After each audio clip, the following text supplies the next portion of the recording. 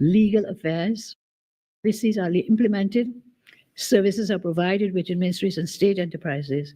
So to make them better informed, to make better choices in the interest, again, of efficiency, transparency and accountability in the conduct of public business.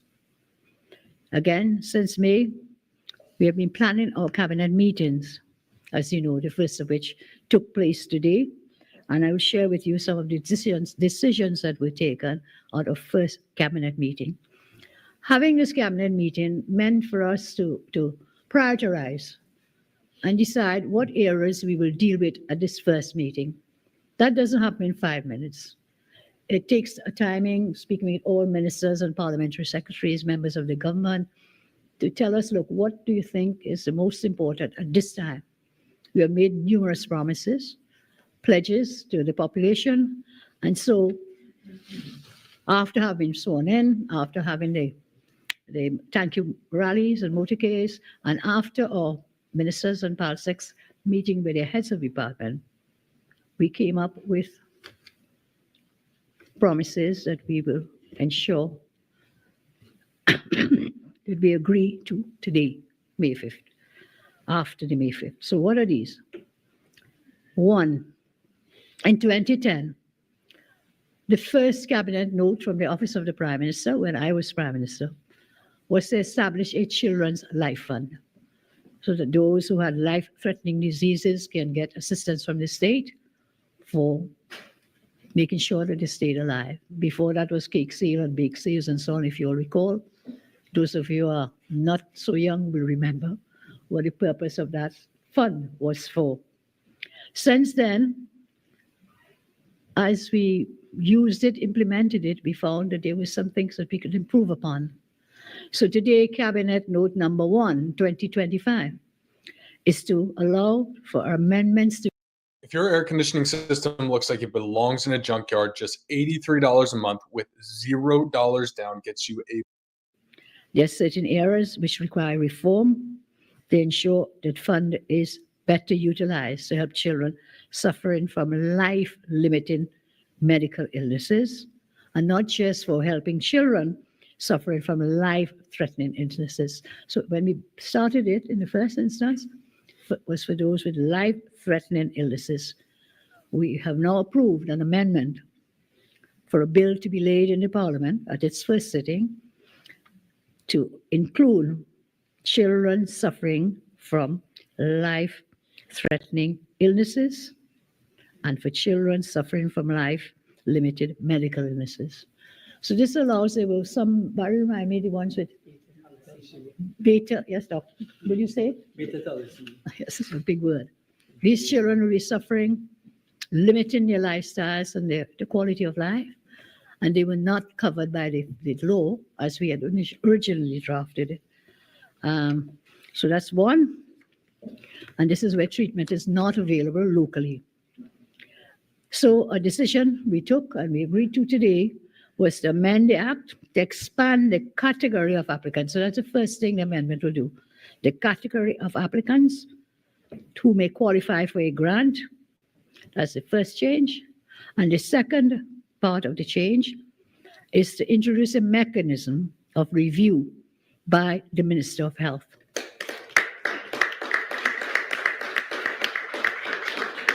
Review of any decision of the Board of Management of the Children's Life Fund where they decide to reject an application for a grant under the Act.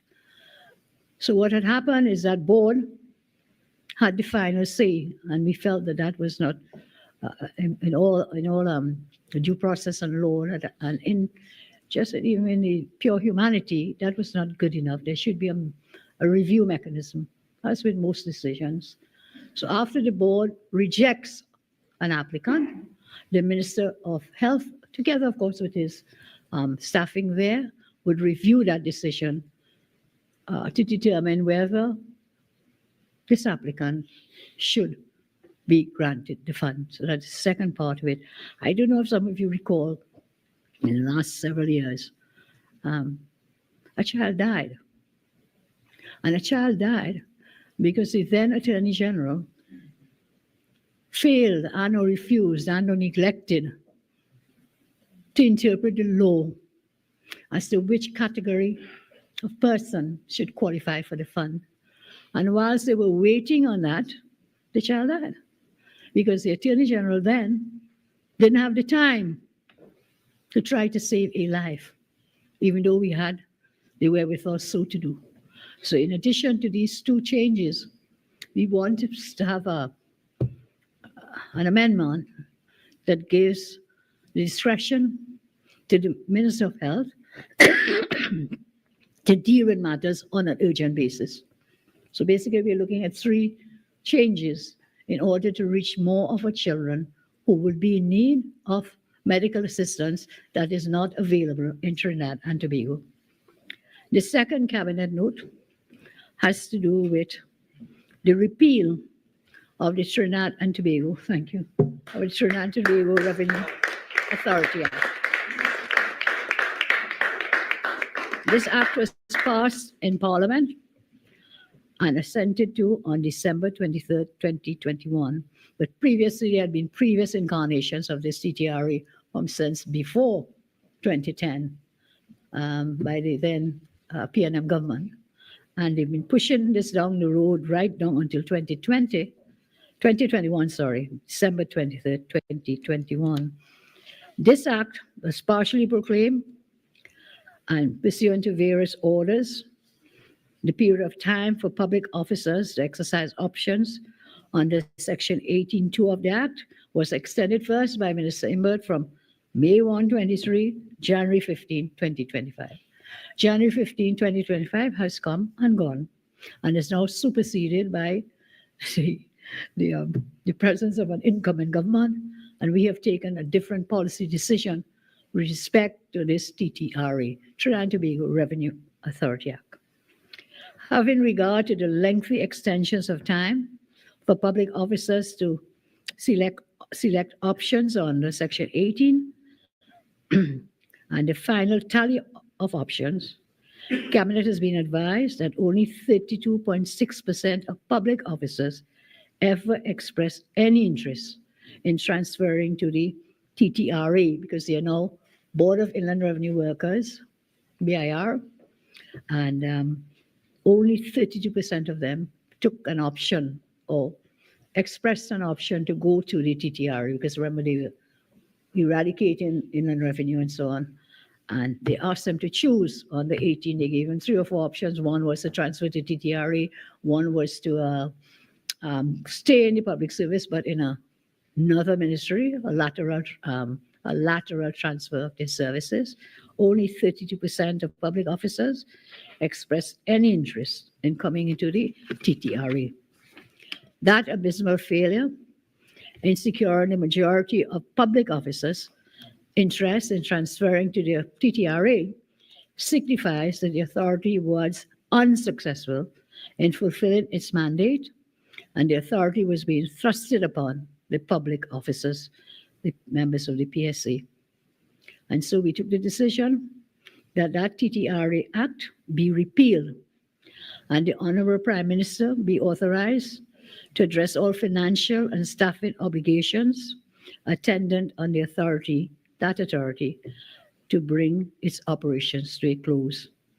Further, in keeping with government's stated policy, this government's policy, government will focus on resources, on strengthening the BIR, instead of spending to establish this failure of a TTRA.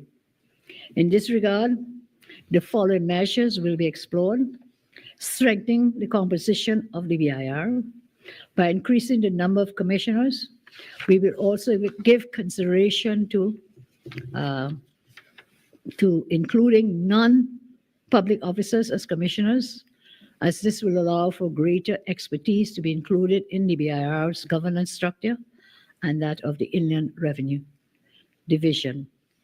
We will introduce regulations pursuant to Section 3(4) of the Income Tax Act to mandate the BIR to hold monthly board meetings, establish subcommittees for greater management, establish timelines for the BIR to deliberate on important matters, notify the Minister of Finance on important matters, excluding taxpayer information. And I'll come back to that in a moment. And to establish policy in the Inland Revenue Division and other matters. Establish a corporate secretariat in the BIR to allow for proper governance and record keeping.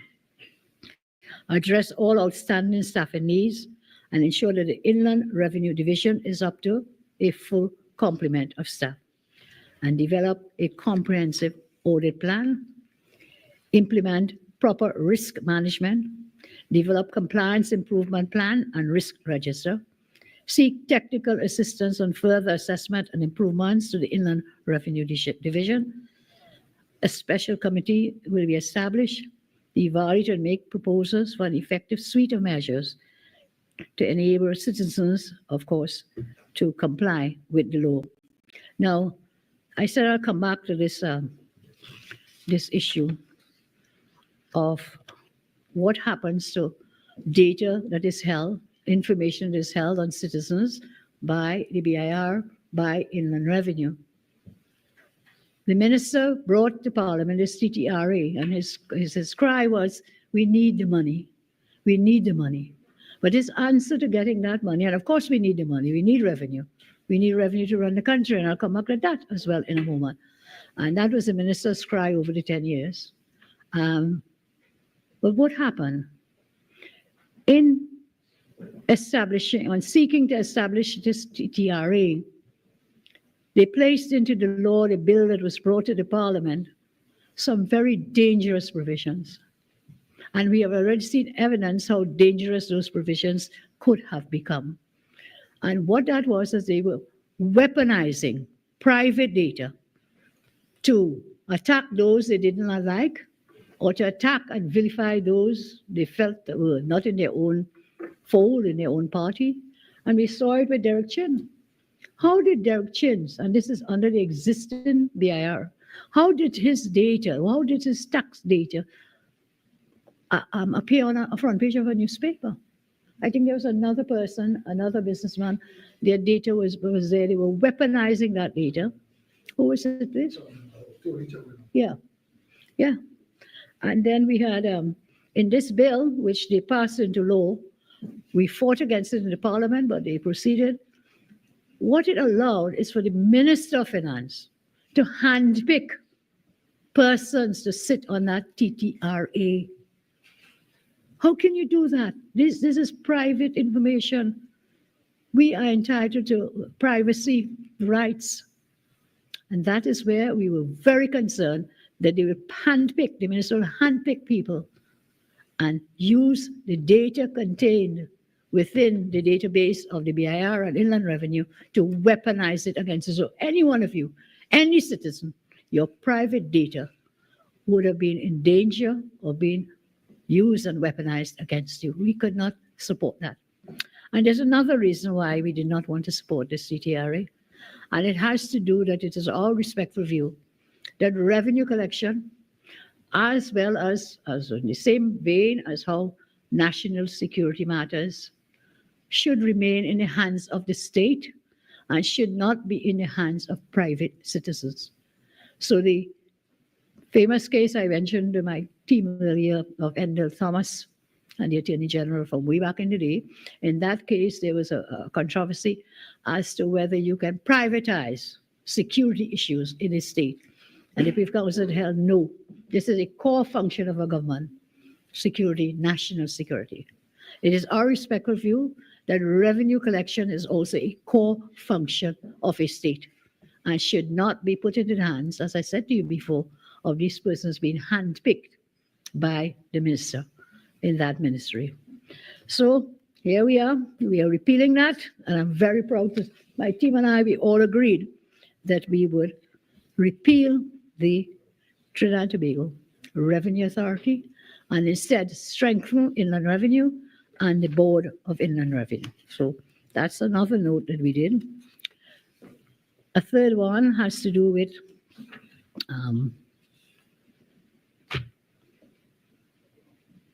stand your ground laws and home invasion laws.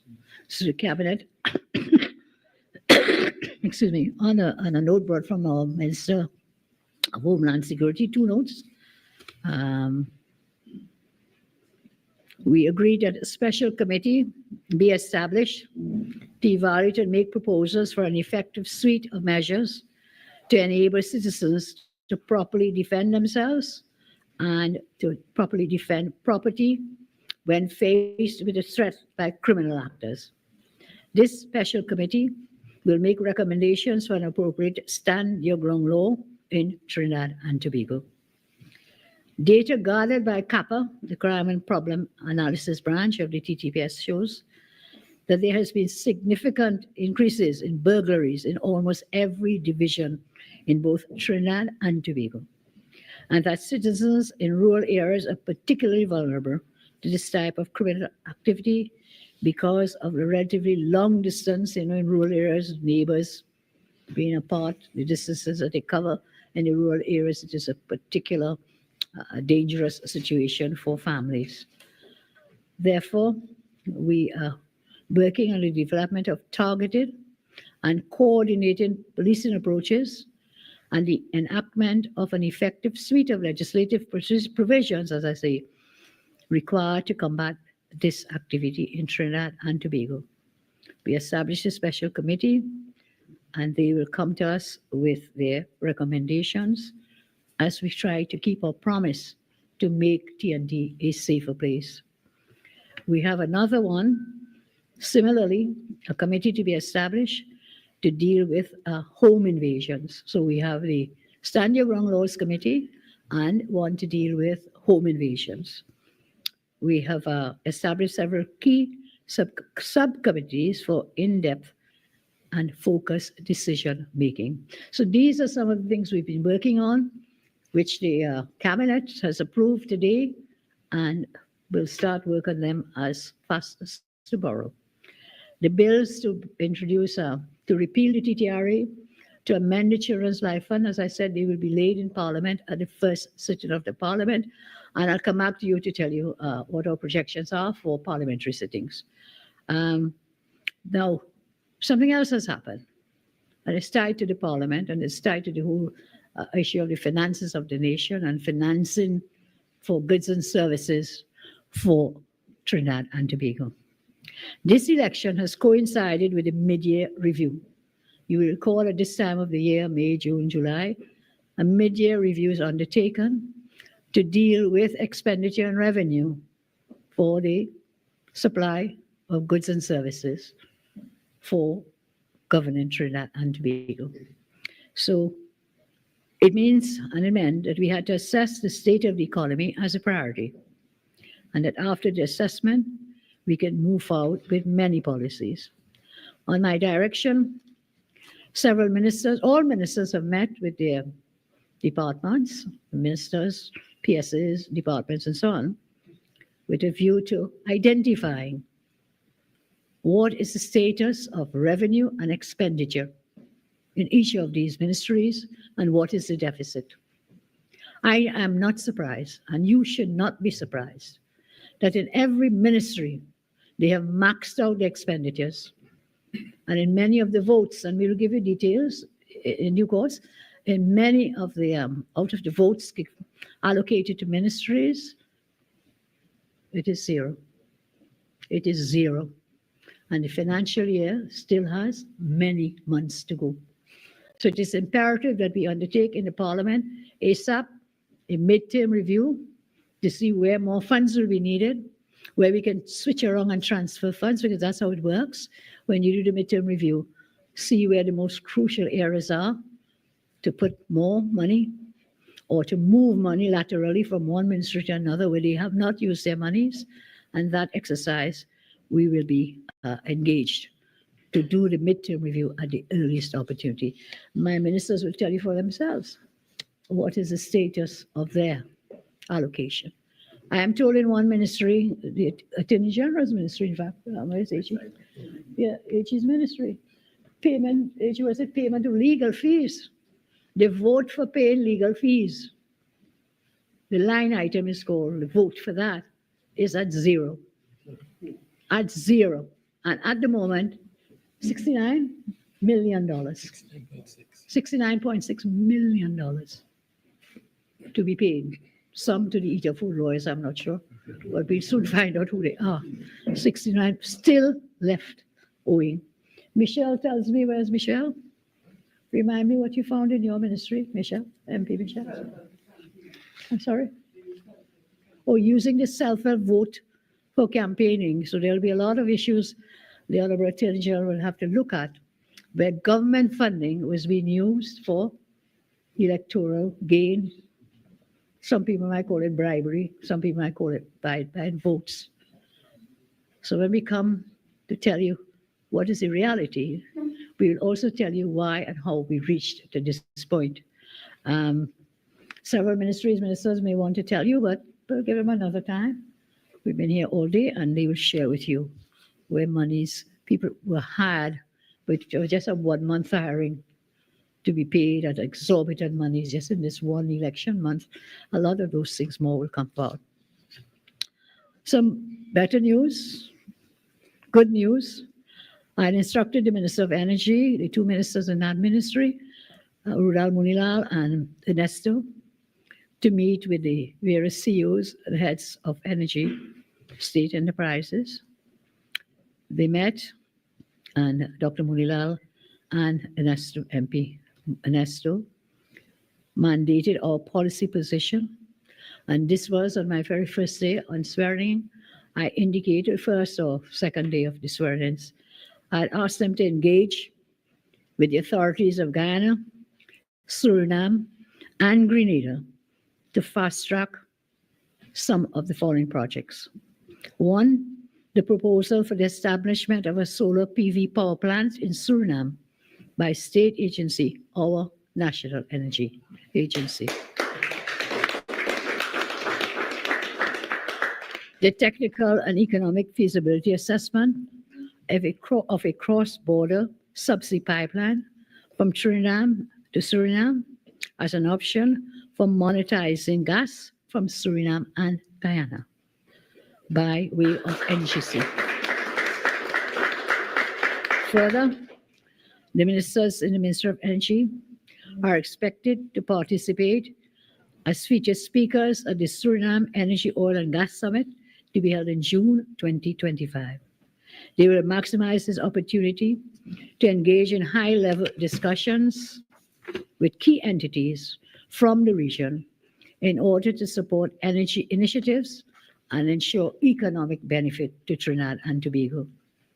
Our efforts are focused on actively promoting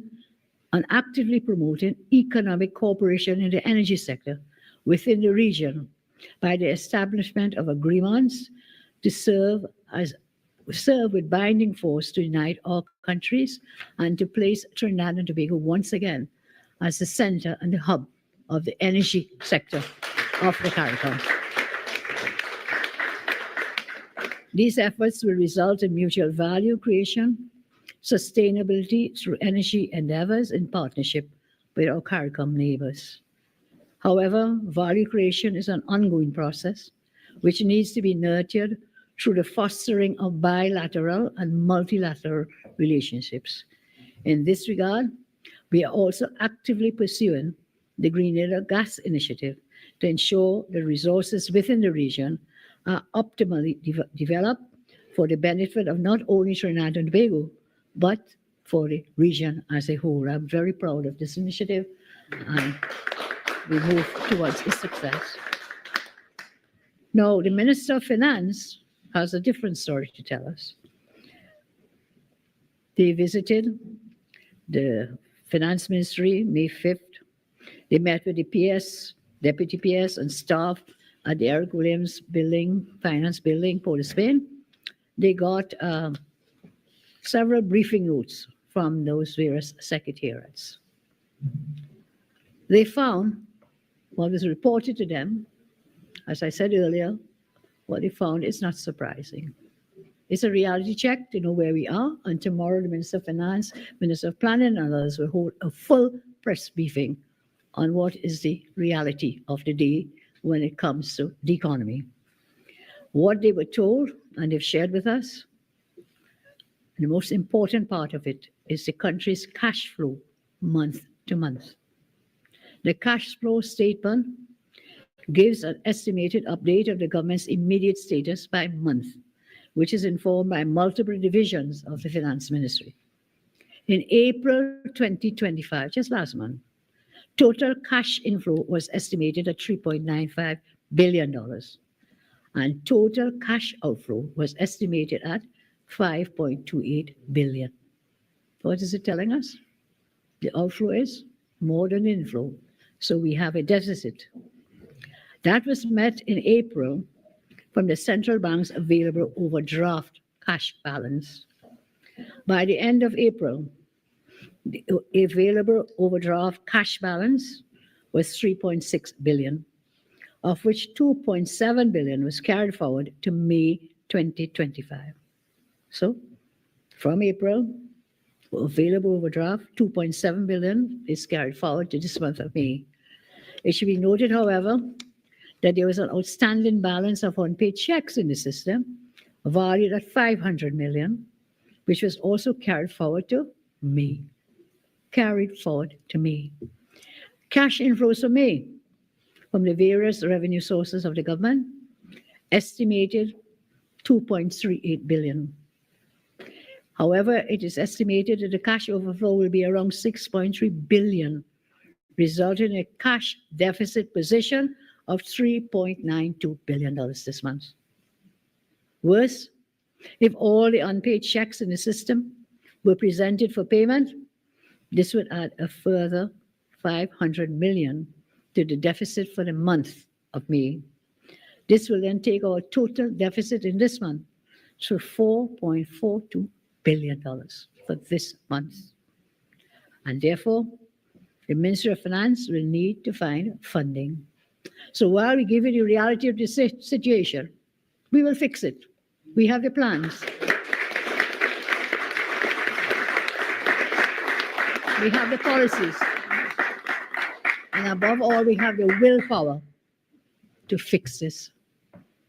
And this is what we had warned about in the entire election campaign. That is why I'm telling you today, I'm not surprised, and you should not be surprised. We said they had drained the treasury. We knew that coming in, so we are not caught by surprise. So we were ready with the plans, policies, and programs to fix it, and fix it we will. We will. So as we are, cash flow, we have a deficit of $4.42 billion. How are we going to fill that hole? How are we going to fill that financial hole? Not H-O-L-E, W-H-O-L-E. It's a big hole. How? This is a delicate situation.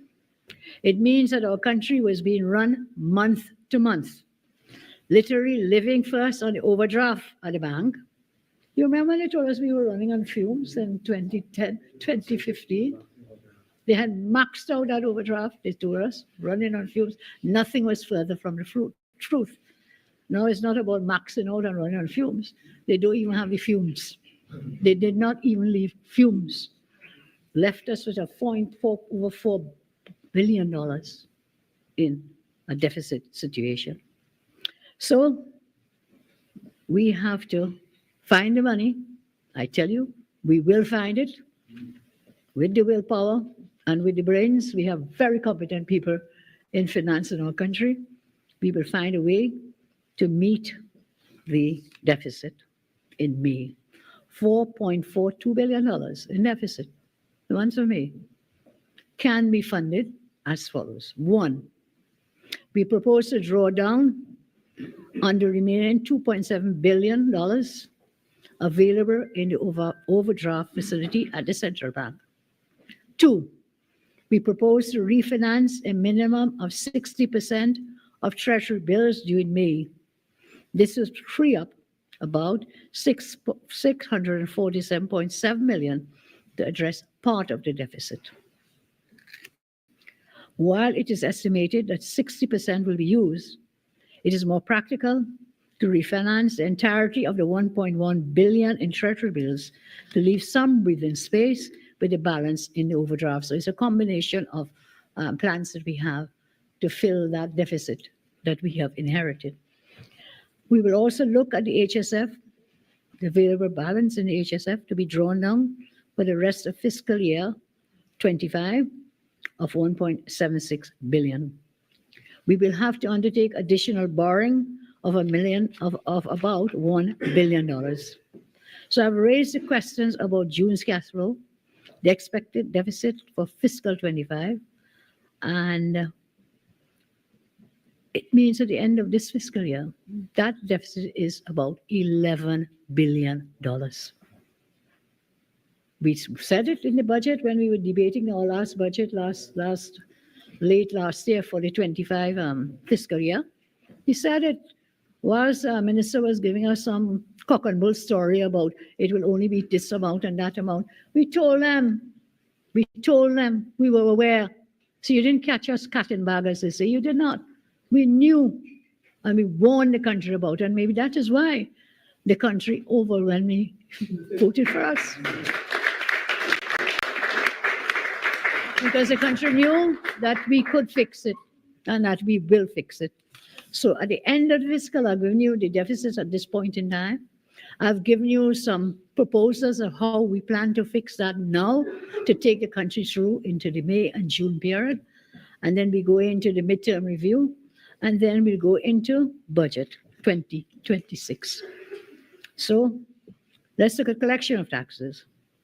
The most recent tax collection data for fiscal 25 is up to March of this year, 25.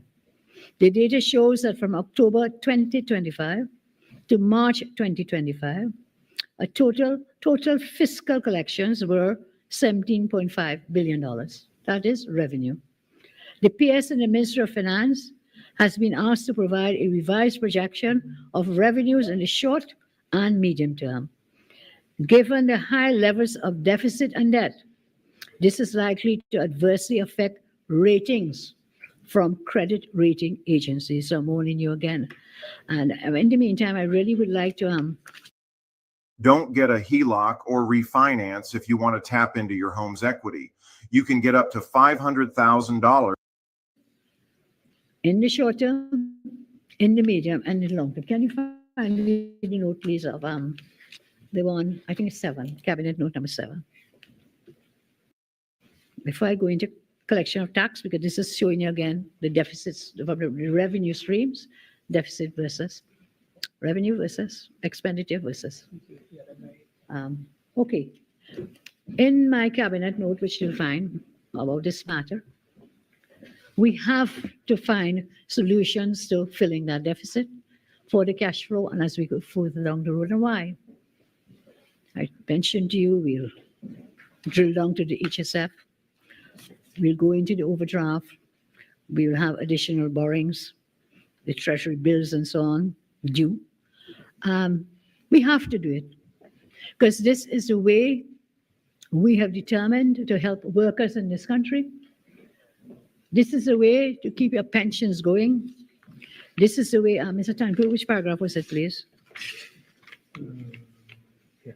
Yeah, paragraph 8 of the cabinet note on cash flow.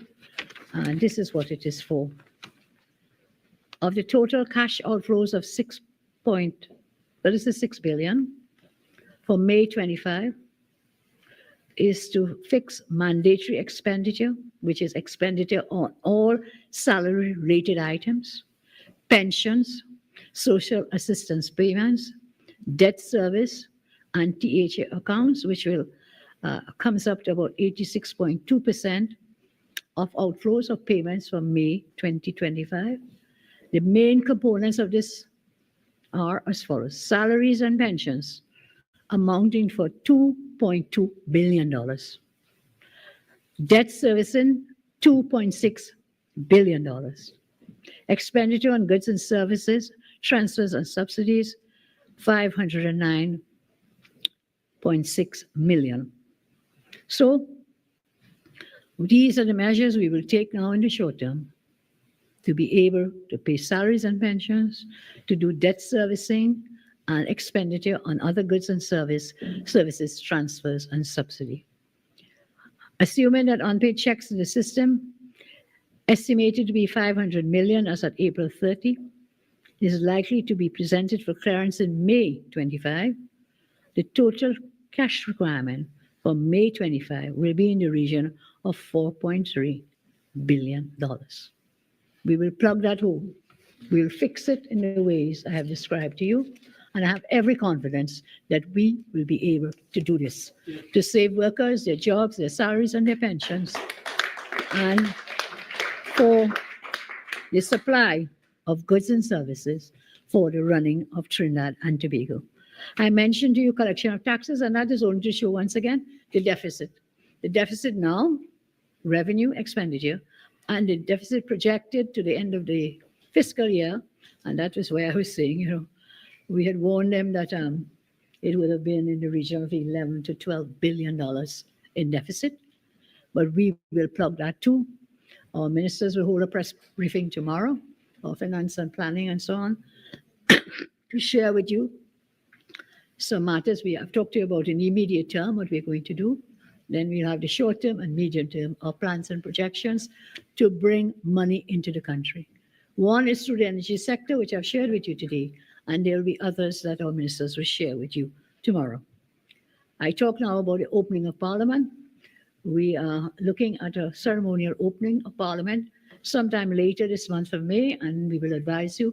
The Parliament will need some lead time in order to put it in place. So as soon as we have that liaison with them, we shall share with you the date for opening of our Parliament. Some other plans, the way forward, I've spent some time with you talking about the work we've done this week. And let's talk a little about how, after this week, the way forward. We have started plans today, and we plan to complete in the coming months. This includes scrapping of the demerit point system.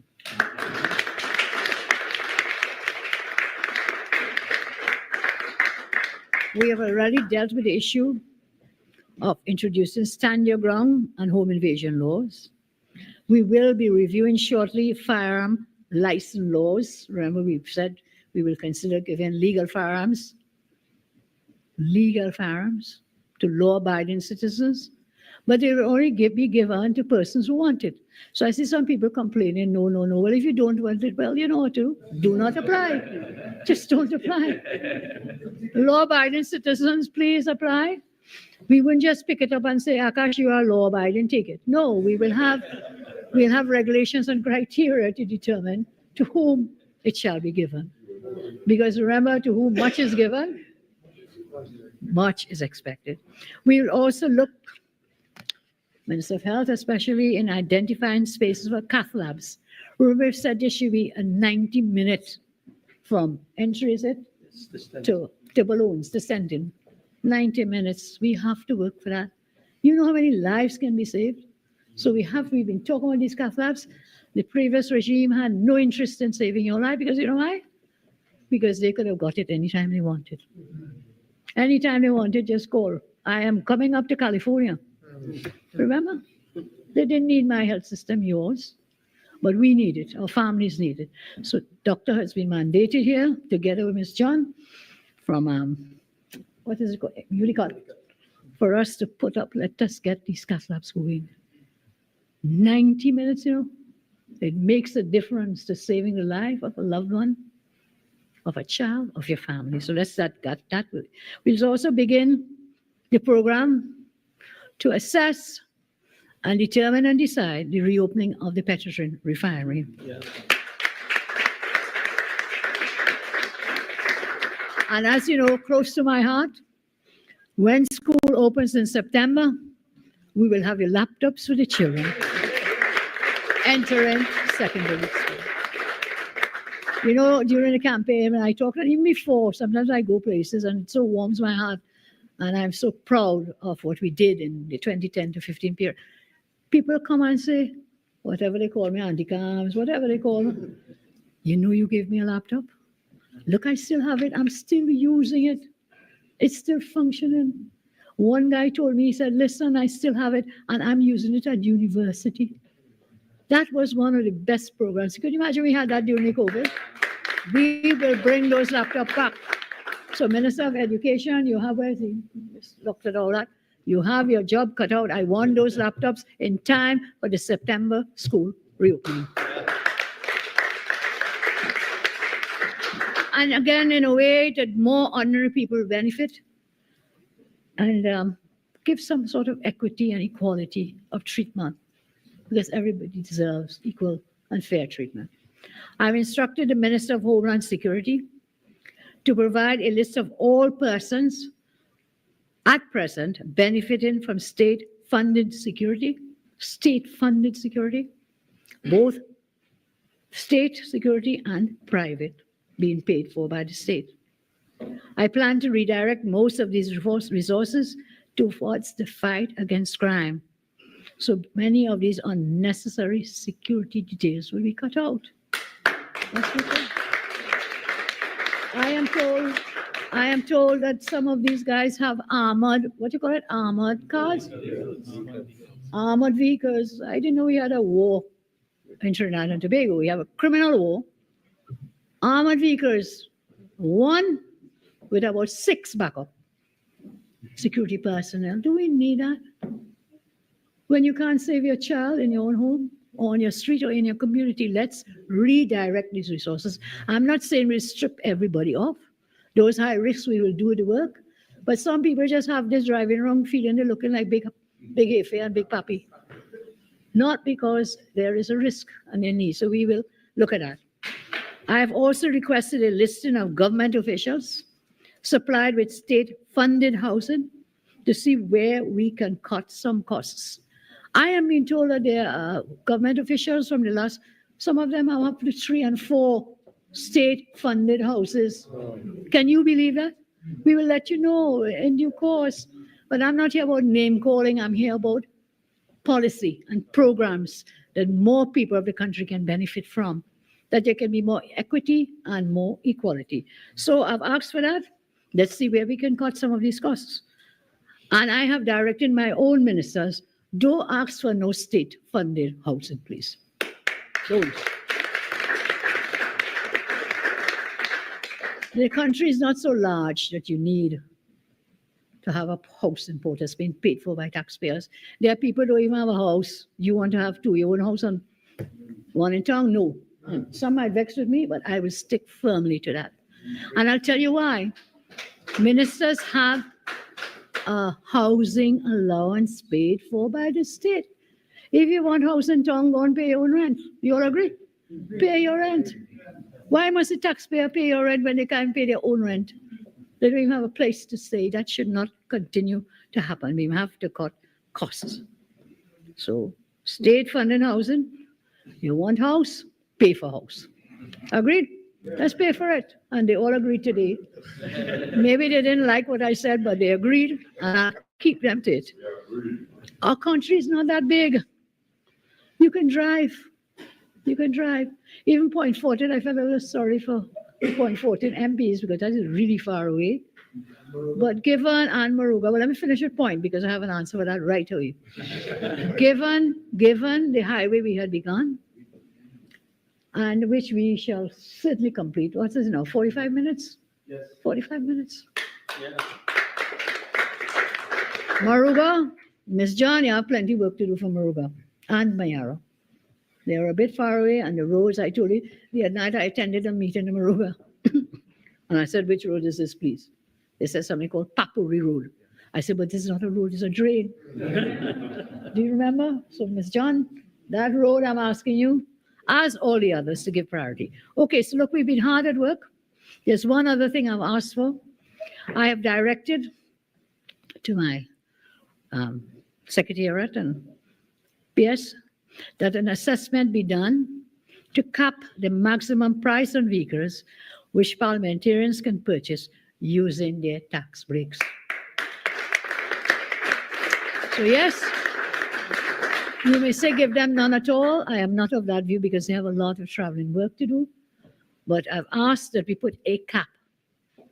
What was the one? Minister Sturgeon told me what was a hatchback or Maybach or something called a Maybach. You already need a Maybach to go see your constituents. If you want it, buy it from your own money. But it should not be taking up all the tax breaks that you get from government funding, which means it's taxpayers' money. You want to drive Maybach and what else? I don't know what they make us. I just have a little Prado. So maybe the cap might be around that. I think Mr. Alexander, Yes, ma'am. he said he has what? A Hillman Hunter. A Hillman Hunter. Hillman Hunter. Okay, so it sounds funny, but these are ways we can cut costs, and these are ways we can contain, overreach to better serve the people of our land. Now, we've been hard at work. I shared you the first week. We've done a lot, I think. Others will wish I could do more, but we have more days to come. And we shall be reporting to you and to the nation on a regular basis. And I want to turn now to thank all for their best wishes to our government, new government, for their offers to serve our country, for thanking them for sending plans. A lot have been sending plans. Many want to be on boards, many want to serve in different capacities. Thank you all. You may think we are not responding. Every one of us here is getting on our email and WhatsApp. We will give consideration to all of them. We will give consideration. And so if this is 1 week, I want to remind you this is only 1 week. If we have not responded to all of you, we will consider and respond. But we need time. And the priority was to put the government in place, which is the cabinet, and go forward on our plans. So please, what do you say? Hold straight, have a little patience. We will respond. And we will involve as many as we can. Because my mantra has always been, we listen and then we lead. So we will listen. Again, I want to thank, they told me to leave this all, but I really want to deal with it. I want to thank so many of you who have reached out expressing concerns about my health. I want to give you the assurance that I am in good health. I want to give you, but I thank you for your concern. I think some people are just missing seeing me. So when you don't see me for a day, you think I've lost 10 toes. Remember that story? Can I just show you I have all 10 toes and all 10 fingers? I'm in good health, and I thank God for that. And my health remains in the hands of the Lord. Do not be troubled. Let not your heart be troubled. You elected me and the team to help rescue and rebuild our country. We will do everything we can to honor those commitments. Again, health, never fear, Kamla is here. Never fear. And I thank you. Now, I see here concerns also being expressed about where will I govern from, about office space and whatever and whatever. Thank you for your concerns about that as well. I appreciate it. Where will I have space to carry out my duties and responsibilities? I want to assure you, I will be working out of facilities in Port of Spain. I'll be working out of facilities in central Trinidad because we do have, from when last we were in government, we established a cabinet room in central. It was then the Ministry of Tertiary Education. It is now Ministry of Agriculture. There is a cabinet room there. I will be working out of South Trinidad, because we had also established a cabinet room upstairs of the teaching hospital. I've asked the Minister of Health to find out for me what is the condition of that. But I'm told the one at Central is still in good order. And I will be operating out of Tobago. I'm told there's a beautiful facility in the island of Tobago. We will also work out of Tobago. And most definitely, I will work out of my own home. I do not receive a housing allowance, so I do not have to pay myself to use my own home. So let me rest your brain on that, because some people feel like getting money to use my own home. No. So we have North, we have Central, we have South, we have Tobago, and there may be others. So we'll use the facilities. So there are two things about that. Whichever one is more convenient or necessary at any given point in time, we'll choose that one. Okay? The other point will be, there's some things that may be more conducive, North, South, Central Tobago, but it's also sharing our governance with a wide cross-section of the people of Trinidad and Tobago. Yeah. So it is not that we are, say people like a cloistered virtue and we come into Port of Spain and no. The country does not begin and end at the lighthouse. It does not begin and end at the lighthouse. Yes, we cross the lighthouse and come up here, but there are other parts of the country we need to service. And when we do go into those areas, we can meet when we use the facilities in these various parts of the islands, where we can meet people from there as well. So I am not, and we will not be a government for Port of Spain, of Port of Spain, and by Port of Spain. But we will be part of a government of Port of Spain, for Port of Spain, by Port of Spain, and of South and of Central, and of Tobago, most important. And for those of you, crying, please do not cry.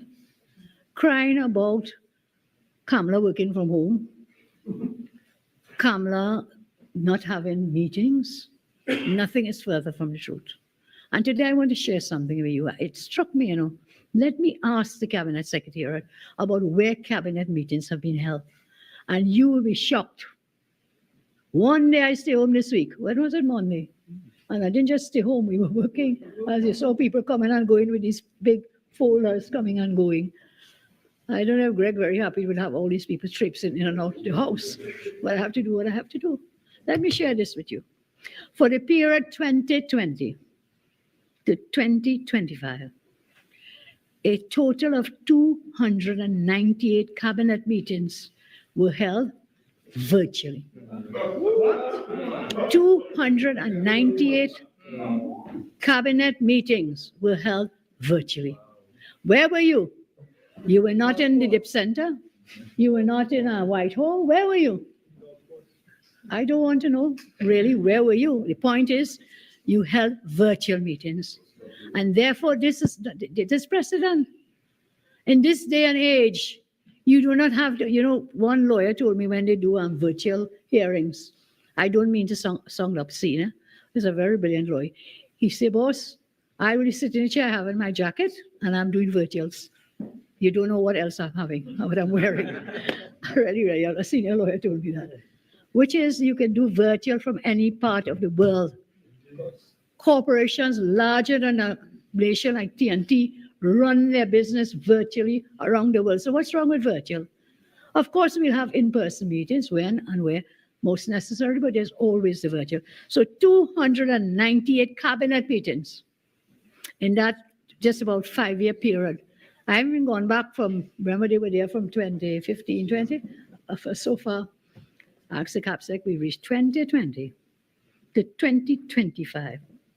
298 cabinet meetings. Remember this, and not only in COVID. The most recent one is right here in this year, in 2020, January 25. Virtual meetings. 5, you know what that 298 adds up to?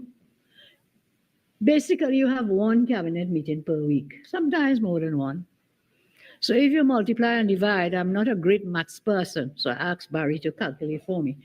298 meetings virtually, divided by 52 weeks per year. You know how much years is that of virtuals? About 5.5 years. of virtual meetings in this 5-year period, last 5-year period. I'm sorry? This year I have them here. This is not me. I asked the CAPSEC, let me just hold it so people is going clean up thing and, what is the word? Sanitize. These are the documents from the CAPSEC list of meetings 2020 to 2025, cabinet meetings. In addition to cabinet meetings, you have subcommittees of the cabinet. This is the second list of the subcommittee meetings. And again, you will not be surprised based on what I've just told you. So these are FNGPC meetings for 2020 to 2025. This is a subcommittee of the cabinet that also meets basically once a week. And for these virtual 200 FNGPC meetings held virtually. I rest my case on this matter of where meetings are to be held and what has happened. Thank you in the past. So let me close now. And I want to say thank you to the team. Give them a round of applause, or give yourself a round of applause. I want to thank the Permanent Secretary in the Office of the Prime Minister, P.S. Barrow, who has been a wheel of a help of a strength in this past week as we scrambled to do everything in time, in place. So P.S. Barrow and your staff, I thank you. I also want to say thank you to the Cabinet Secretary, Ms. Hemley, Cheryl Hemley, for her work in this past week. And of course, CAPSEC Hemley and the entire Cabinet Secretariat for the work they've done for us in this week since we became the new government. And at the end, I want to thank the Clerk of the House, Mr. Brian Caesar, for accommodating us here in the Red House today to hold our first gab and for our press conference. I'm in your hands. Any questions? I will try my best. Prime Minister, good evening. Akash Samaru, Guardian Media. You painted a pretty bleak economic picture just now. I know as an opposition, you all were vehemently against the salary increases for parliamentarians. Now that you've told us what you've told us there, will there be any consideration, a personal decision, to revert to the old salary structure for your government? Well, my lawyers have advised me, AG, that I do not have that prerogative. In accordance with the law, I do not have it. We did discuss it. And AG? There are a number of categories of persons covered by the SRC, including judges, permanent secretaries, and so on, so that it is difficult to do it that way. Yeah, thank you. Just like in 2010 to 2015, when you would have instructed your ministers to give a portion of their salary Well, to the Children's Life Fund. Well, Can that also happen where you take a personal decision? That is a different issue completely. Please don't confuse them. I'm not buffing you. I'm just saying let's not. I don't want the report to come out. Let's not confuse it. One, you're asking me if I can overturn the decision of the SRC as accepted by the former government. My AG has responded in law. I am a lawyer, but I prefer to defer to senior lawyer in this matter. The second one, should we continue to contribute to the Children's Life Fund? For 10 years, Kakash, have you ever asked any one of them if they will contribute for that children? I'm asking you. And the answer is no. The answer is no. You have never asked them. On my first week in office, you're saying I must mandate everybody to give up a percentage of this. We did it. Immediately I set up this life and I did it. And you cannot continue to hold us to one standard, but fail to mention the other. So when you ask this question, mention it. I am not buffing you.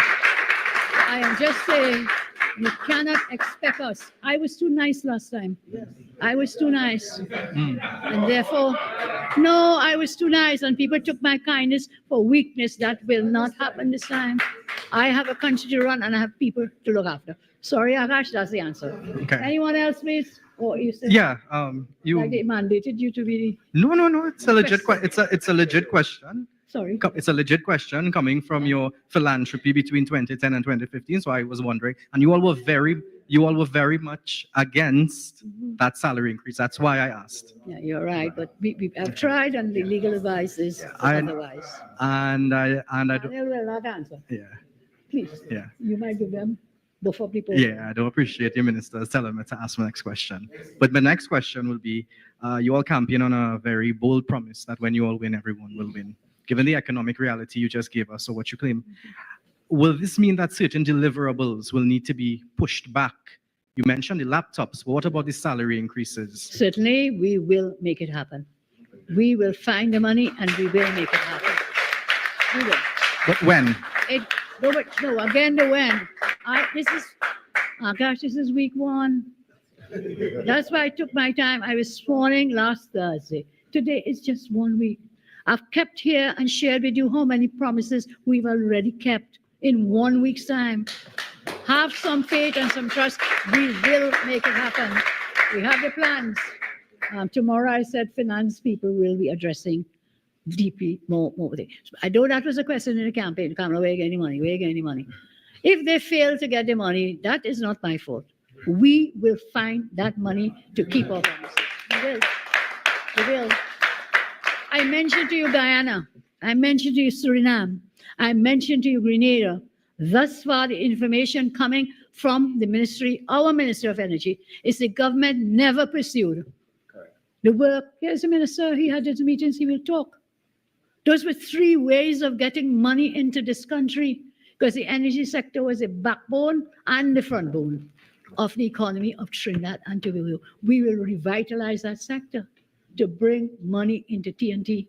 And then we have our Minister of Trade and Planning with policies and programs to deal with diversification, not just with energy.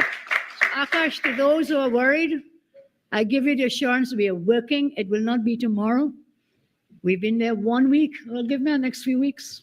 And I have said to you how we can find money in the energy sector. They will share the non-energy sector. We have some very good things and already in the pipeline. So 1 week to go, many more to come. Thank you, Akash. It was not a buff, please. I keep repeating. A very good evening to you, Madam Prime Minister Urvashi from TV6.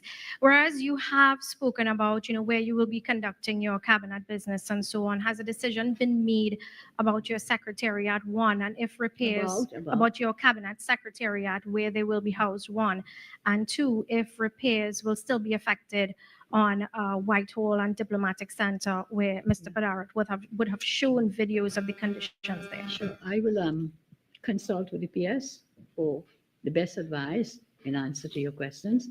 They're already looking at the cost of the repairs taking place, the housing of the secretariat. These are matters we will have to address. We have official facilities, and the answer is yes, but I'll depend on the PS advice and the time frame within which that could be done. But in the interim, everybody was worried about where I will sit.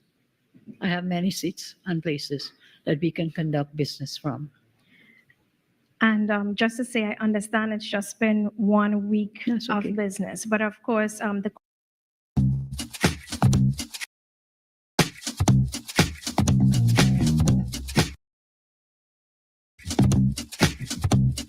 thing against what had happened to Marseille as Caesar. Sure. And of course, some persons lobbied you, then opposition leader, about raising your voice about the issue. We saw the past government did not seek to do that. We know that you, as the Prime Minister, will have to initiate that. Has any consideration been made? Is the Chief Justice still suitable to sit in that position? Sure. We have not had discussions on that matter. As we go forward, we will let you know. Good evening, Prime Bihari, AZP News. You said the deficit is about 11 billion, right? And then their campaign promises, and some people estimate that to be $12 billion. So 11 to 12. how are you Give going to or find take $1 billion. all that money if you're going to finance the deficit and come good on your campaign Okay, promises? it's a very good question, which I think I may have already answered. What I intend to do, I will share with all of you my speaking notes, which contains parts of the answers. to the questions that you ask. Is that okay, Brian? Yeah, okay. Barry, can we make sure this is sent out to all media? Yes, who is it? Hi, Prime Minister Sonalala, TDT News. I know you mentioned several priority areas, but where does I'm not sure whether the health minister has already assessed it, but where does the Cuba Children's Hospital fall under? And secondly, the divers compensation for the families. All right. Any Two priority? questions, yes, so I will try my best. Cuba Children's Hospital was a brainchild of my partnership government. We intend to do everything we can to open that Cuba Children's Hospital, which is also a teaching hospital. Ms. John Udicott is the, what you call herself, not the client, the opposite to client, you are the I'm the, Udicott. yes. I'm the project manager. Project manager, and the Minister of Health, of course, is the line minister. So they will be bouncing heads together, but we did give a commitment. You're asking how much money?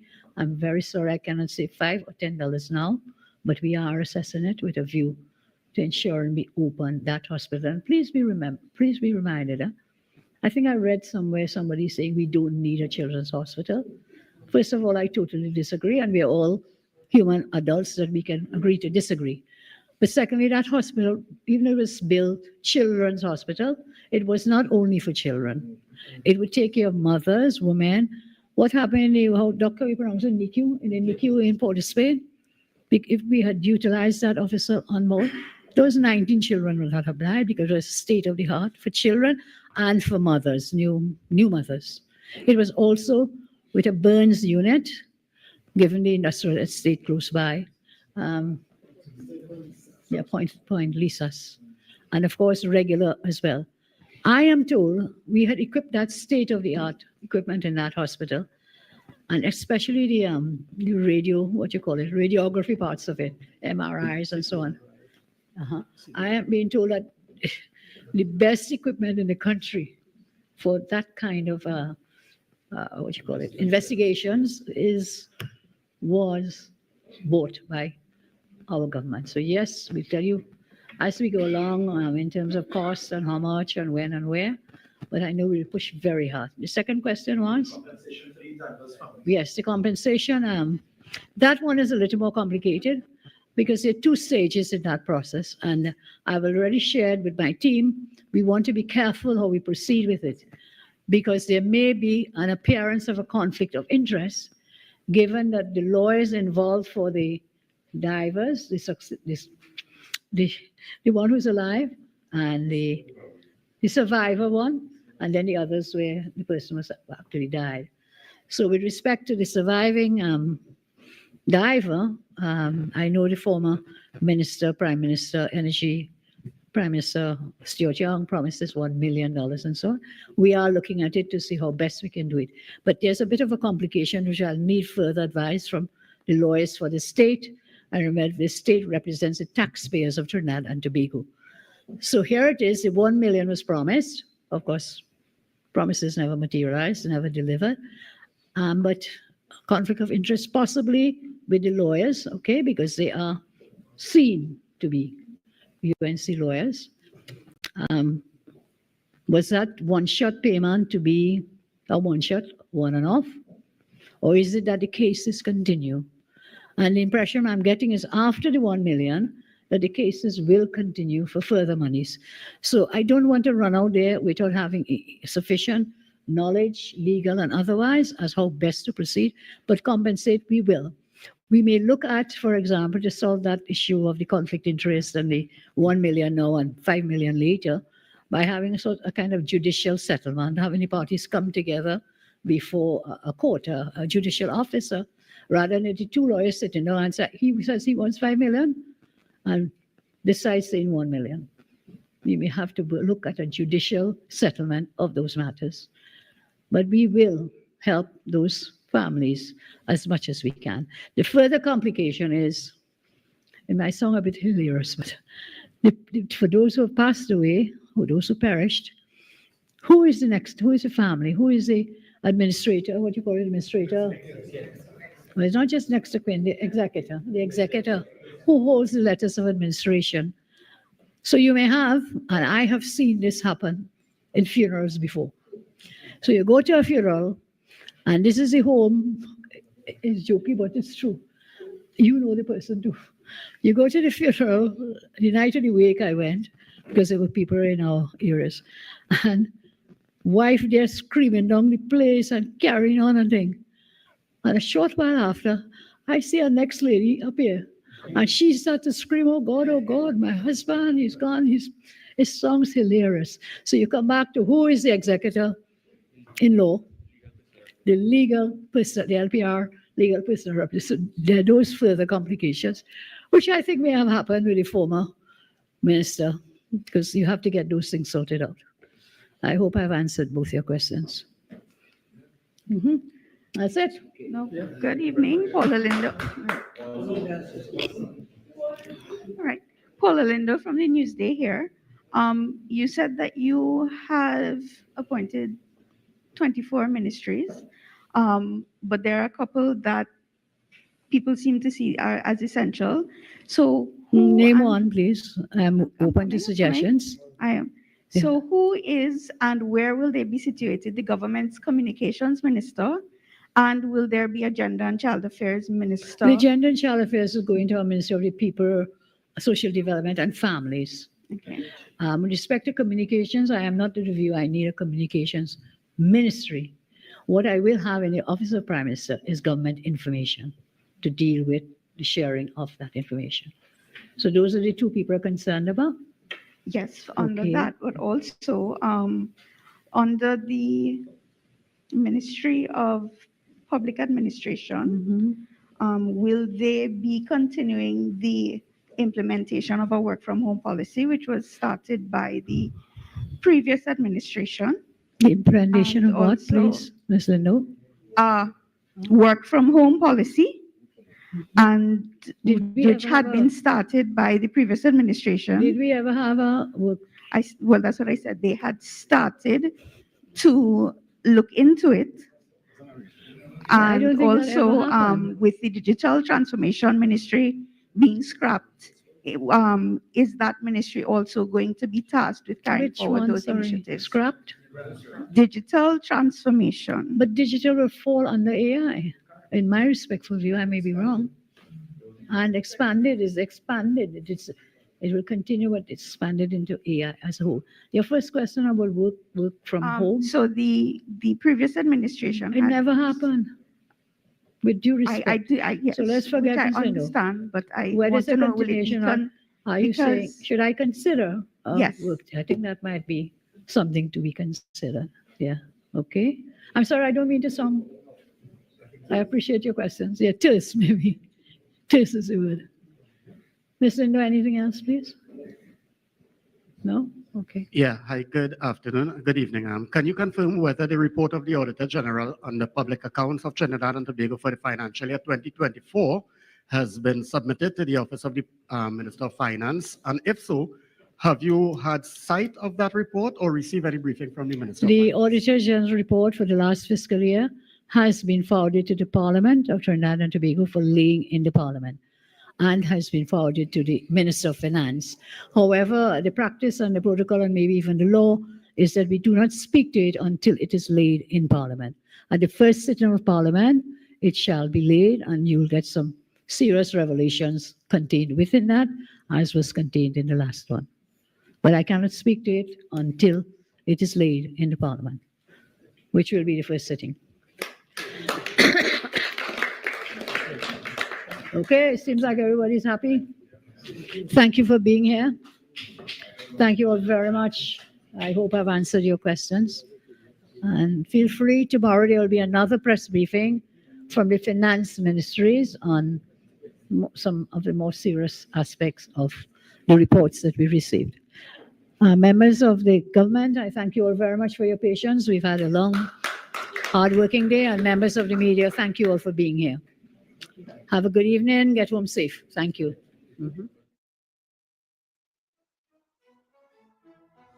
Folks, welcome.